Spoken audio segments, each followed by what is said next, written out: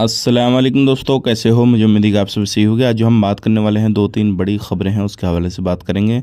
आप वीडियो को शुरू से लेकर आखिर तक ज़रूर देखें। सबसे पहले खबर की तरफ बढ़ते हैं। बड़ी खबर आ रही है निकल के, जब से एआई कैमरा कुवैत के अंदर लगाए गए हैं तो 20 दिन के अंदर 40,000 उल्लंघन पकड़े गए हैं। जो कि एआई के अंदर कोई भी बंदा कैसी भी गलती कर रहा है तो तुरंत कैप्चर हो रहा है, तुरंत उसके चालान वगैरह बन जाता है। और ज़्यादातर जो लोग हैं सीट बेल्ट को लेकर पकड़े गए हैं, और उसके बाद में फ़ोन वगैरह चलाते हुए गाड़ी जब उनकी चल रही है, गाड़ी चलाते हुए बिल्कुल भी फ़ोन नहीं चलाना है आपने, क्योंकि गाड़ी चलाते हुए जो लोग फ़ोन चलाते हैं उनके भी चालान वगैरह हो जाते हैं।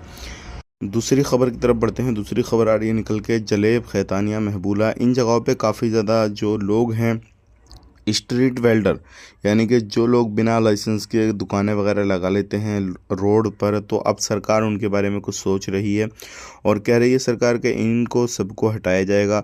जो भी ये सामान बेचते हैं वो खाने पीने का सामान नहीं होता है, एक्सपायरी होता है या फिर गलत सामान होता है, और इससे काफ़ी ज़्यादा लोगों को परेशानी होती है, बीमार होते हैं, और इससे काफ़ी ज़्यादा लोगों को परेशानियां वगैरह भी होती हैं। तो उसके बारे में आप क्या कहना, कमेंट करके बताइएगा। सरकार का इरादा यही है कि इनकी सबकी दुकानें हटाई जाएंगी और जो लोग पकड़े जाते हैं उनको कुवैत से डिपोर्ट किया जाए। बात कर लेते हैं दूसरी खबर की तरफ। दूसरी खबर आ रही है निकल के, अभी जो है एक घर के अंदर शराब बनने का काम हो रहा था।